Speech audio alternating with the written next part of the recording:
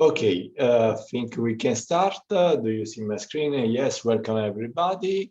I'm Salvatore Ruggeri from University of Pisa, and together with Caterina Kinder-Kurlanda from University of Klagenfurt and Anna Monreale from University of Pisa, we will try and stimulate the discussion on bias in particular. So we have prepared a short presentation to start the discussion with, and then we exploit our time mainly for discussion among us. So let's start with human bias rather than AI bias.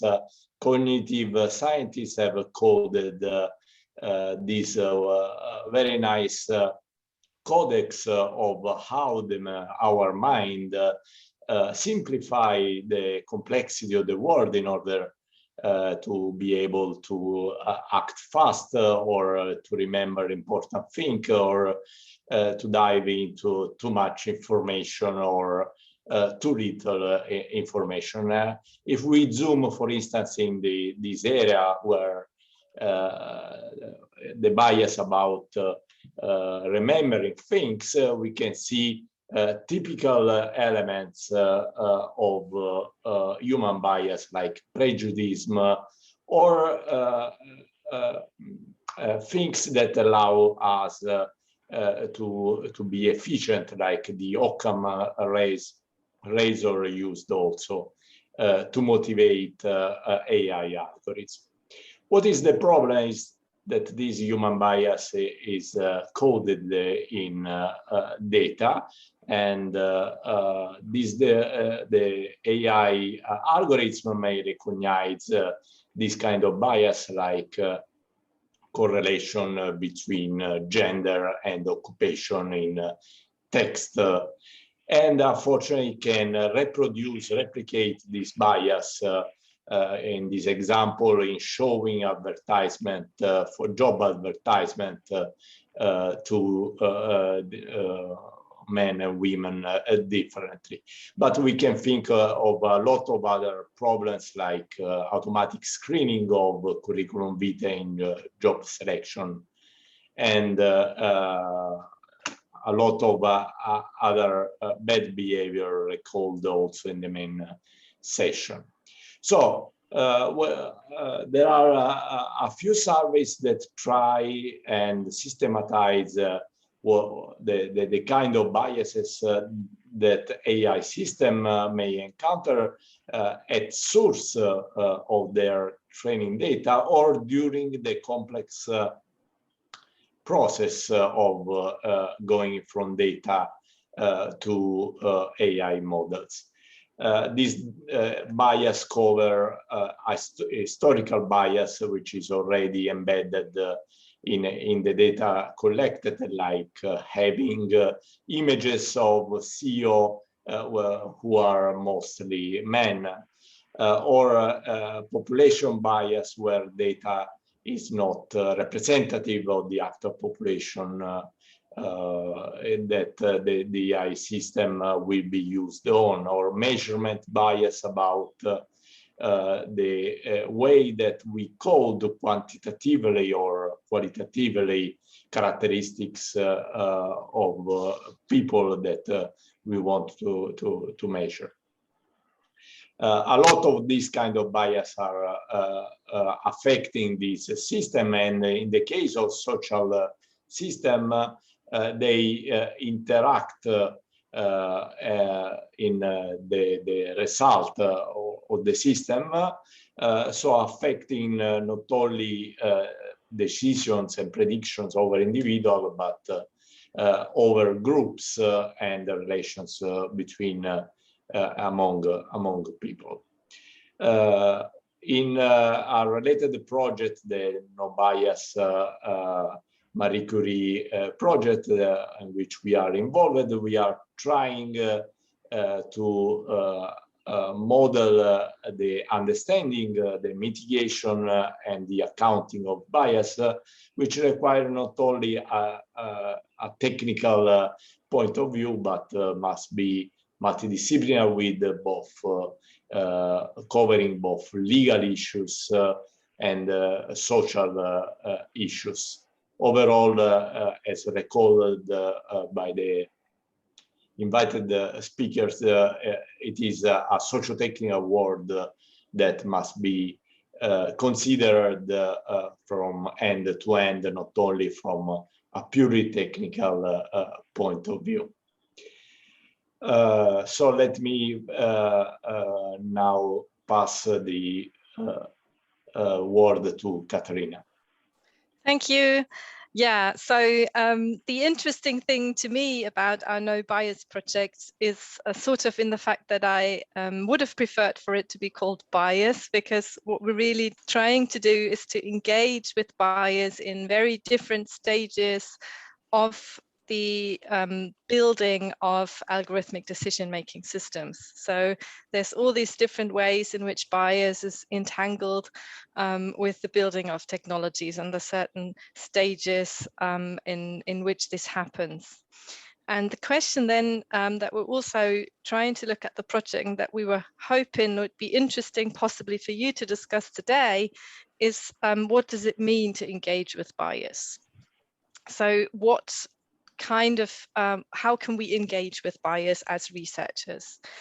And to make it clear what I mean, if you have, for example, the very typical situation that you have a data set, for example, from Twitter, that you find to be heavily biased by non-human content, by spam, and possibly by other things. And there's a spelling mistake there, but by popular, by spelling mistakes, by popular misconceptions about the topic under study and so on.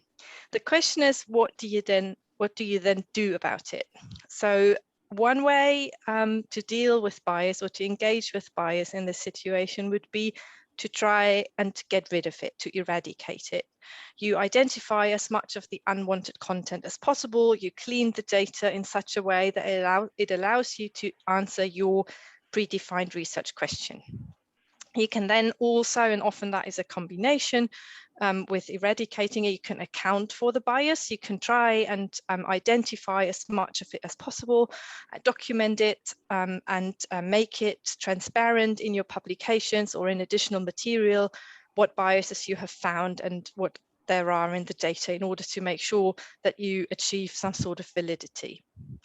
And what is often then the case is that, or what can happen is that you spend a lot of time on eradicating bias, getting rid of unwanted data, sometimes to a point where it becomes really difficult to find the sort of clean data at the end. And it's as many people who have done this before know, it's a process where you can't stop cleaning to a point where the data is actually in a state that you would want it to be. And then the question is, are you doing the right thing? Or should you possibly take a third approach, which is to change your view, to shift from eradicating bias to making it an object of study in itself.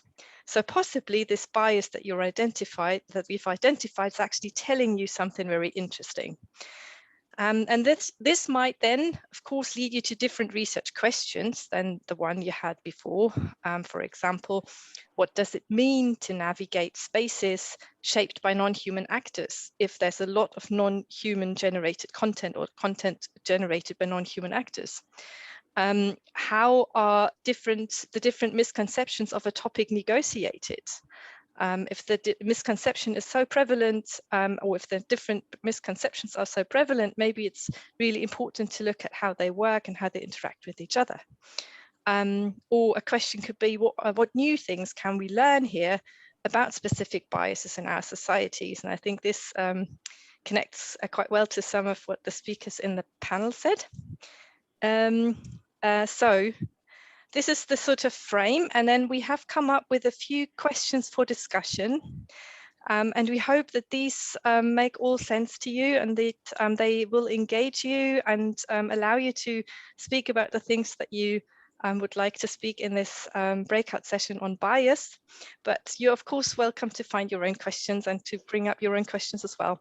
So the questions that we've predefined are, Will AI keep on learning from our biases reflected in the data and reinforce such bias, thereby endangering vulnerable segments of our societies?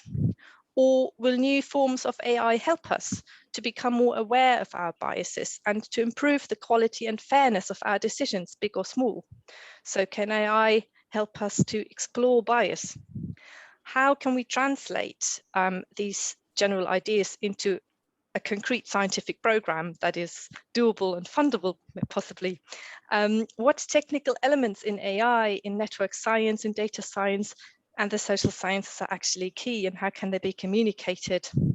And do humans agree on how to counteract biases? Possibly the most provocative question. Yeah, so Salvatore, shall I open the discussion? Yes, please.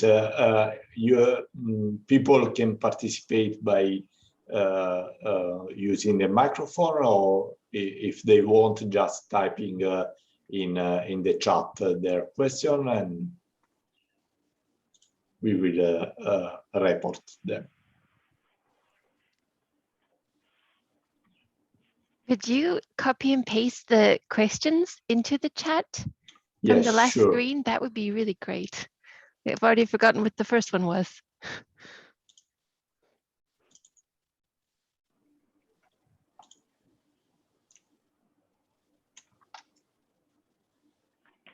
Yeah, maybe it's better to maintain on the screen the question, and then we discuss one question per time. Yeah.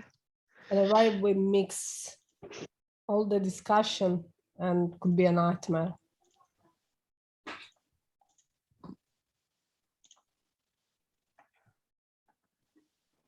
Okay. So this list of questions, and of course other questions came up from the panel. I'm thinking about how to address intersectionality, or how, related to the last question, how not to have the so-called observer bias, where the scientists want to subconsciously project their expectation onto the research, no? And so how the moral values could be independent of their research-specific ones.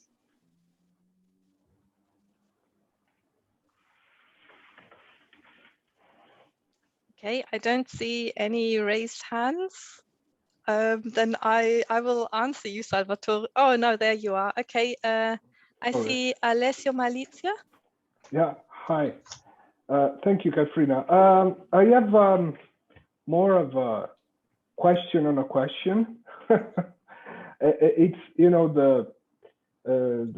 the second last, what technical elements in AI, network science, data science, social sciences are key. And, you know, thinking about the Firestarter discussion from Mona Sloan, and maybe my background in human-centered design, I think we can add design to the list of these disciplines, because I was thinking one of the ways I'd be concerned about try to tackle bias by design. So from the very beginning, when you're starting to design a system, before introducing actually a system in the society and maybe harming people potentially. So I think that the design discipline can play its role here, especially thinking about principles like the Poka-Yoka principle, where you try to avoid mistakes by design. There can be some inspiring principles that could be applied to design. So it was just, you know, just sort of, I see like design as another discipline within the technical elements question. It's more of a comment.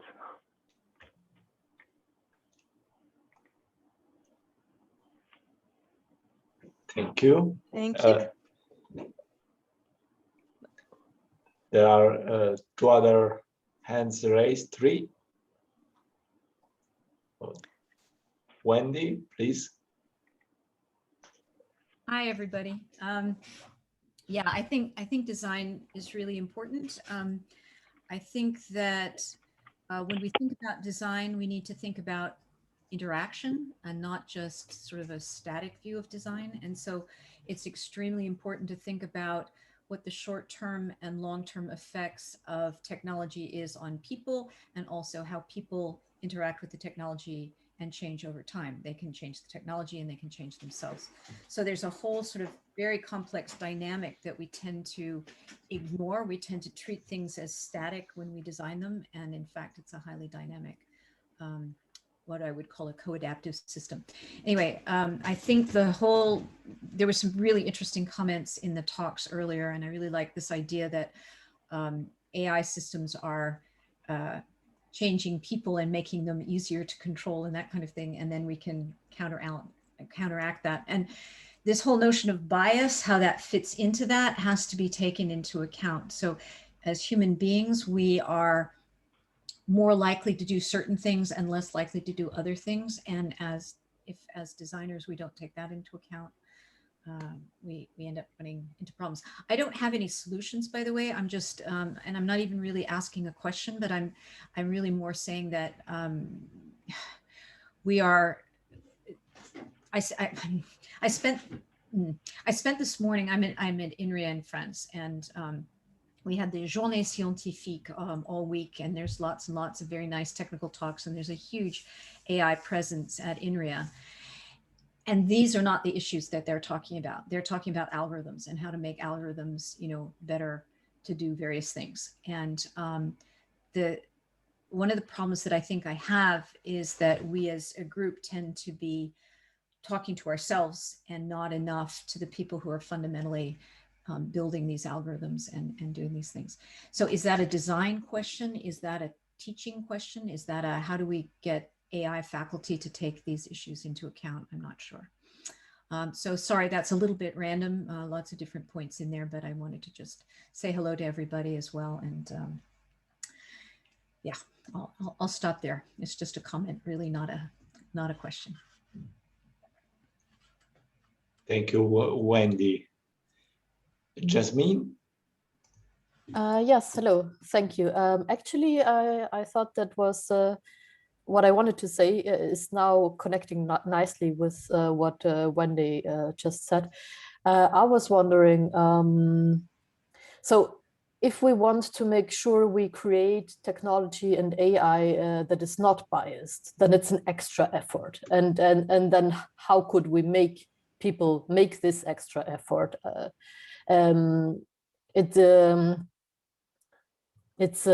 It might be the case that it's necessary that we have some legal instrument to actually enforce such work on unbiasing all the technology and the AI that is produced. And if we don't have that, like on free will, I'm not sure it will just happen, because as Wendy said before, we are talking to ourselves now, but there are those the major players and that have the power and create technology and AI. Who are they? They are from the rich Western world, white, male, hetero. So it's not in their interest. Why would they care? They are already living in a world that's suited for them. So I think we have to enforce this maybe by legal instruments, as said, but yeah, I don't know if this is possible. This is just my view and a suggestion. Thank you. Thank you, Jasmine. I fully agree with you, and there is a previous case which is privacy. Privacy was mainly ignored by the industry until legislation enforced it, and now it is accounted for. Alessandro? Thank you, Salvatore. I'm actually more in listening mode because this is a trendy but new topic. I do work for an agency of the European Union. I'm based in Turin, actually. I work at the European Training Foundation. I'm interested in particularly to the use of artificial intelligence in education to improve the learning processing.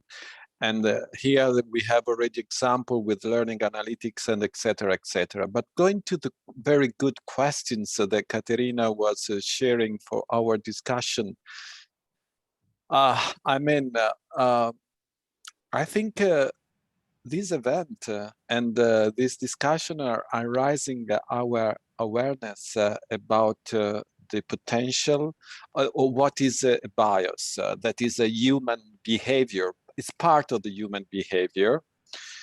And clearly artificial intelligence could really amplify this. And so we have to be very, very careful in applying this technology. And we learn that we made mistakes due to the lack of clarity, due to many lack of understanding.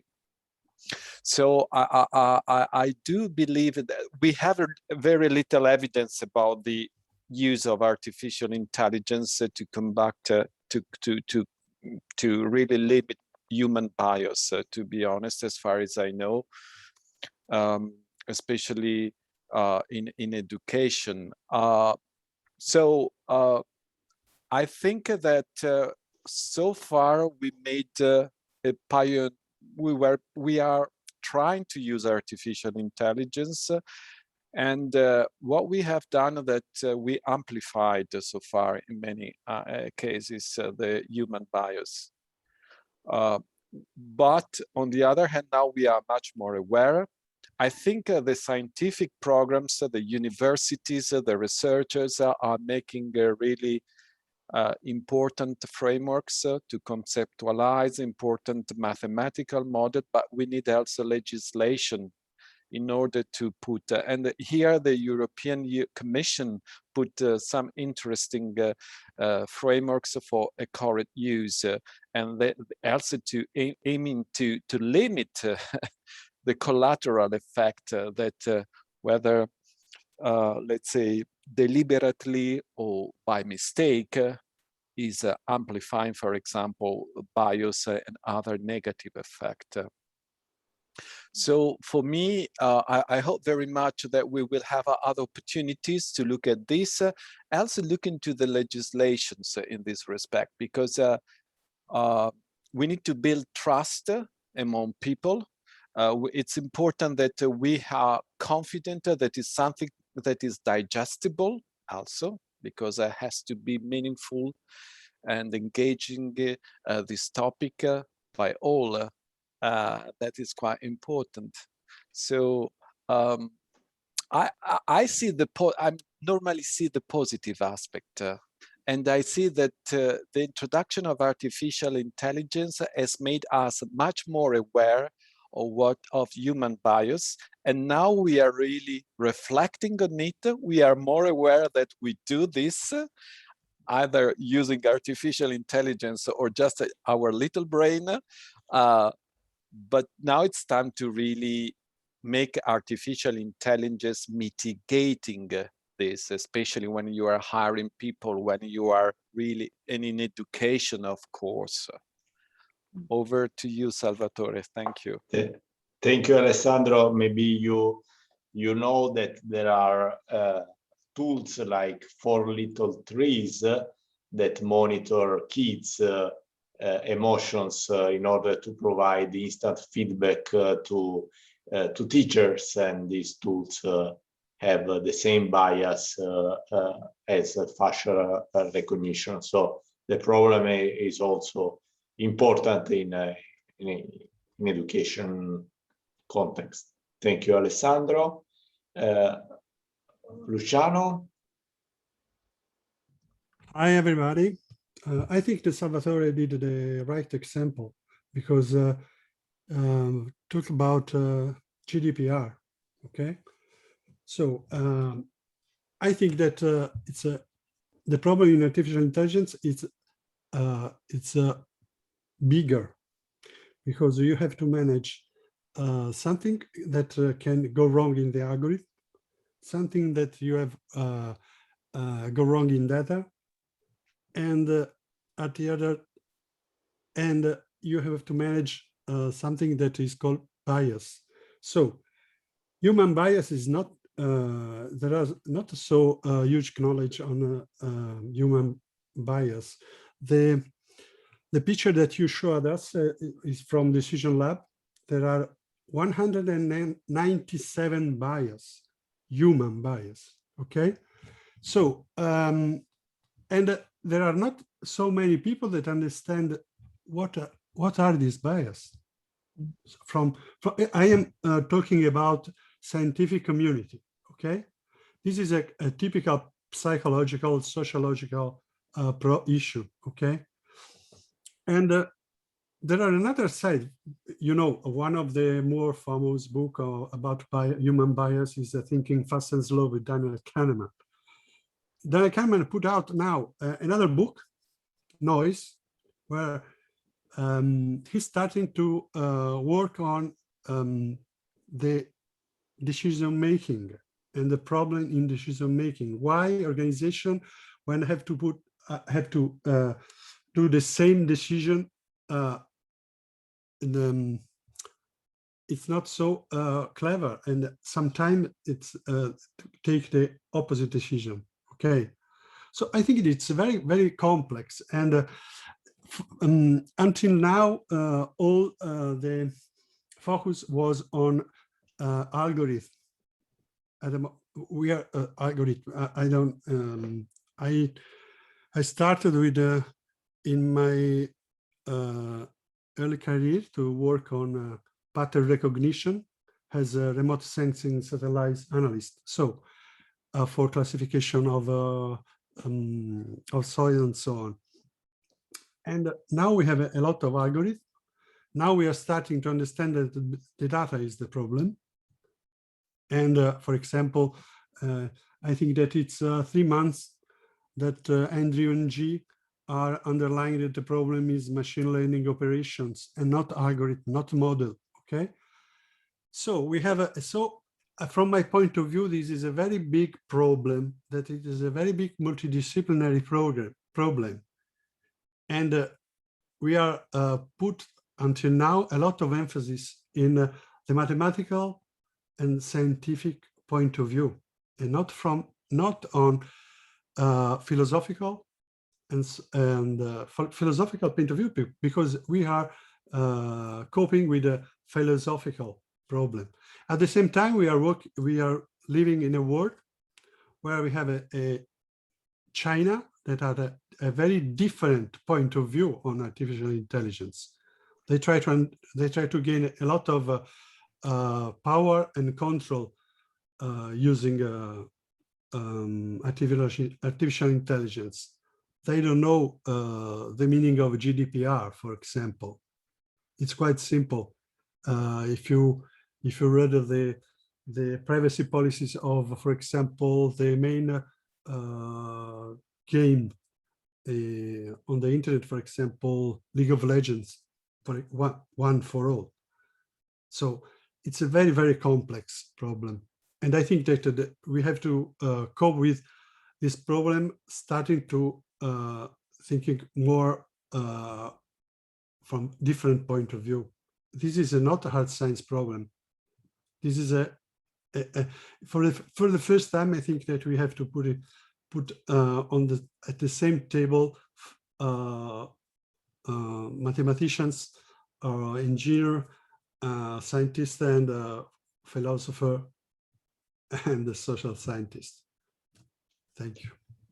Thank you, Luciano. I agree that the problem is not just technical.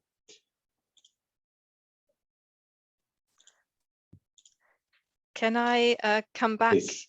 to what you initially said, Salvatore? Because I think initially your question was sort of a little bit along the lines of, so what should we do now? What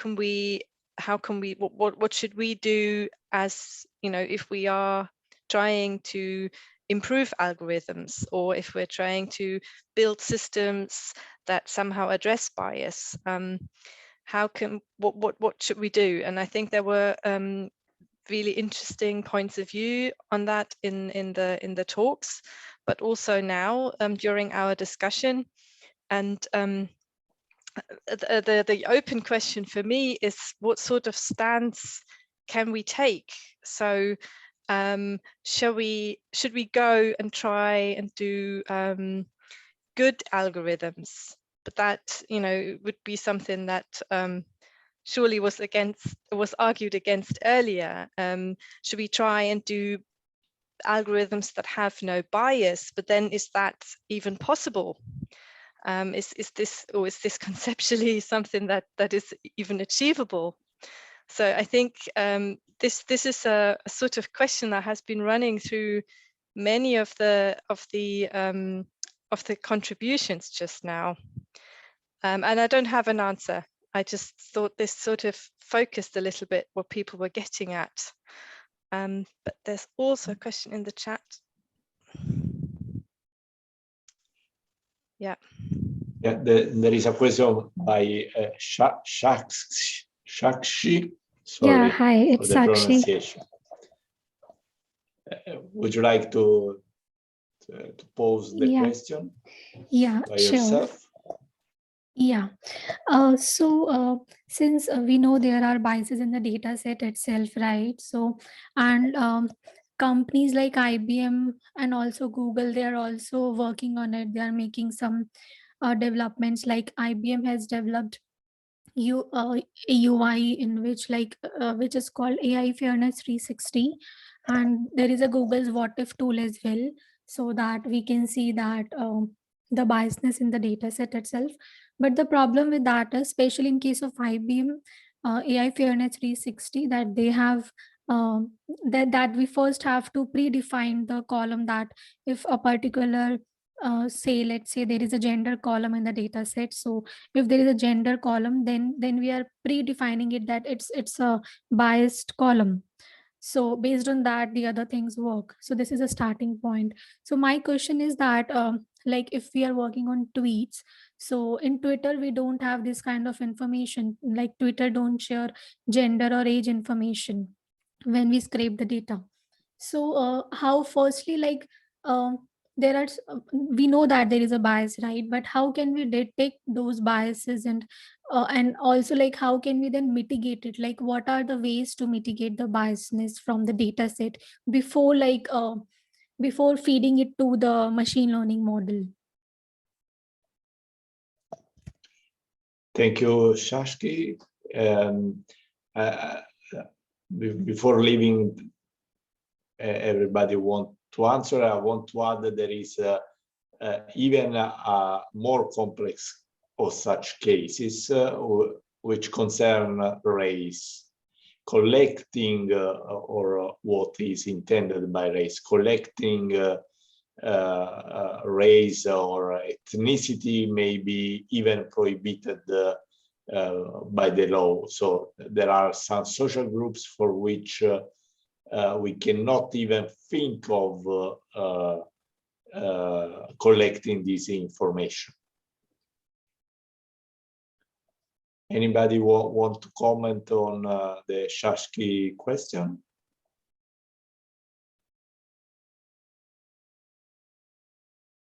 I can give a technical answer, which is this algorithm should be experimented on a set of data for which you know the ground truth, which is the gender of the authors, and then applied in the large after experimentation. Yeah, the problem is what if there is no ground truth, which is the most of the case. Yeah. I have to say the Compass dataset was very successful because they were in the position to approximate the ground truth by looking at the 2-year future behavior of persons. But in general, you do not have a ground truth. For instance, if you consider a dataset of loans, you know for a person who received the loan if he or she repaid the loan. but you don't know for people whose application has been rejected what would have been the result. So this is also a big problem. Anyone want to comment on this?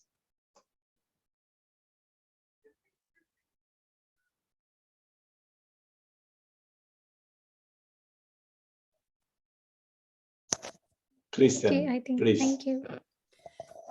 Yeah, it's a small comment and it's not at all a solution, but it just, I do know that there's researchers have done a lot of work sort of characterizing sort of who's behind different sort of social media platforms. So through sort of non-AI work, but just sort of other work to sort of characterize sort of the rates of female versus male, the rates of different ages, the rates of different ethnicities, probably done through survey work. So all I can say is that kind of work still seems to be important and done in a non-AI way, and seems like a maybe first step for knowing. So you have your Twitter data and you have this sort of knowledge of recent study on like sort of ethnographic research on Twitter data. And then at least you have a starting point for what your data set might really be saying and not saying. At least you have a starting point of what your limitations are. That's all. Thank you.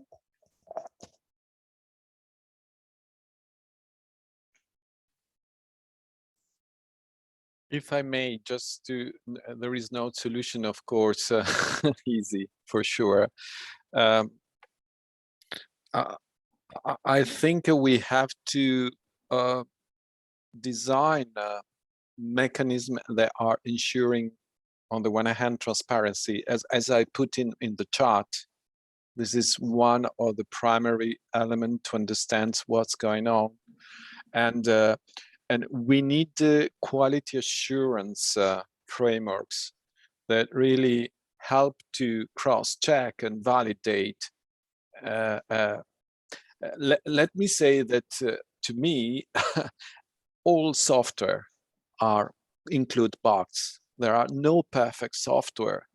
So some of these mistakes that an algorithm can do are not so much terrible. Others might be really affecting and creating bias, and so could discriminate some people, or could make so big mistakes. So what is important is to have, we can't look and expect to have perfect software. This is not possible. All softwares in the end include mistakes. They just work for some certain situation. If we go back to to the origin, we have an input, elaboration, and an output. But then if something is changes, especially in the complex system, I mean, there is a mistake. So for me, it's very important to have cross-system, validating and ensuring quality of the use of artificial intelligence. This is particularly sensitive in education, where in other part of the world, in China, they are much more aggressive and open to this kind of innovation without any GDPR codes.